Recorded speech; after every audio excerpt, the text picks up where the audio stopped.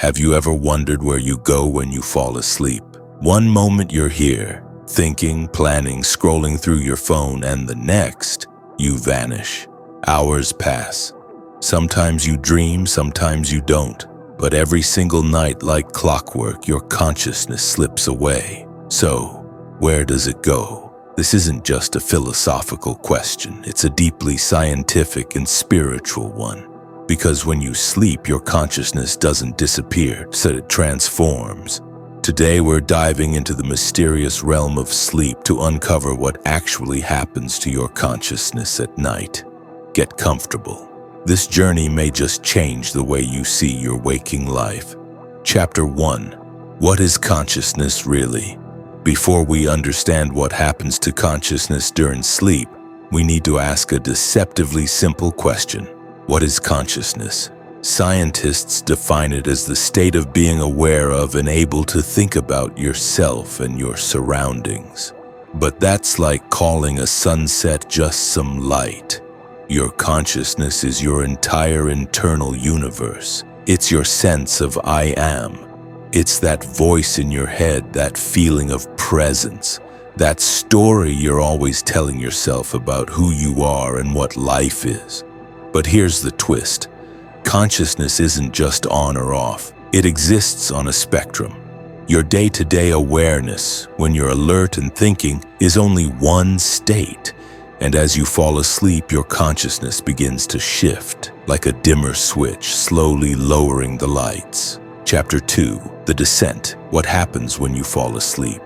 Falling asleep isn't like flipping a switch, it's a descent. As your body relaxes, your brain waves begin to change. During the day, your brain pulses in rapid beta waves. But as you close your eyes, it shifts to slower alpha waves, the twilight of consciousness. This is that dreamy state where you feel like you're floating. Then come theta waves. This is the doorway to sleep. Your muscles go limp, your eyes stop moving, and your mind lets go. But here's the incredible part. Your consciousness doesn't stop. It starts to unhook from your physical senses, like a deep-sea diver releasing the tether to the surface. Your brain disconnects you from external reality and opens the door to inner reality. This is where the magic begins. Chapter 3. The Dream in Mind. When consciousness paints its own reality, enter REM sleep, rapid eye movement, the stage where dreams bloom. During REM, your brain lights up almost as intensely as it does when you're awake. The key difference? The logical reasoning part of your brain, the prefrontal cortex, goes quiet. It's like your inner editor takes a coffee break. What's left is pure imagination. Your consciousness, now unbound by logic, starts painting realities. One moment you're in your childhood home. The next, you're on a beach made of glass talking to someone who died 10 years ago.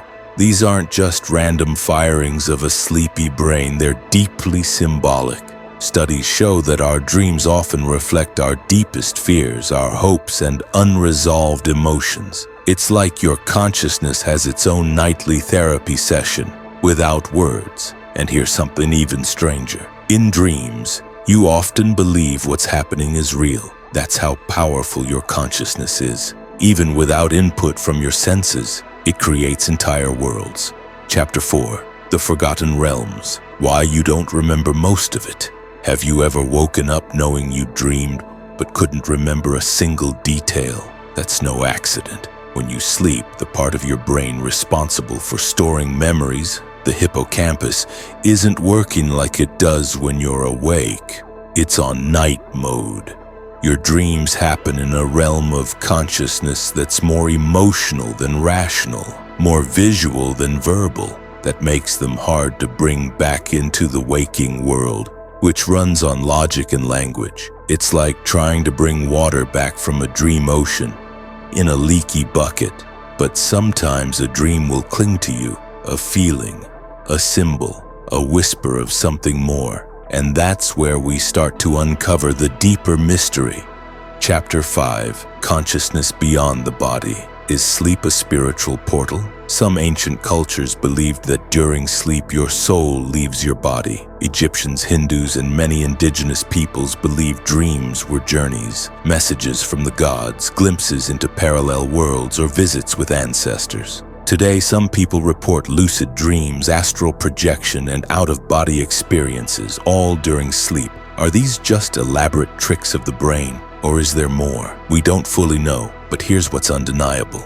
Sleep seems to tap into a level of consciousness that we don't access when awake. Think of it like the ocean. Your waking mind is the surface, busy, choppy, full of waves. But when you sleep, your awareness sinks below, into the deep.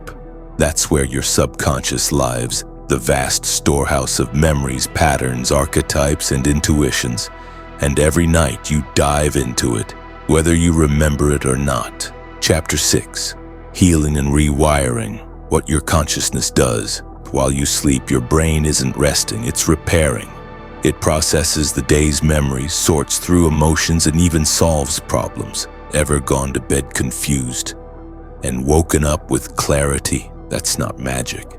That's your sleeping mind doing its work. Sleep helps your consciousness evolve. Your brain literally replays patterns from your day, sometimes over and over, trying to learn, adjust, and rewire.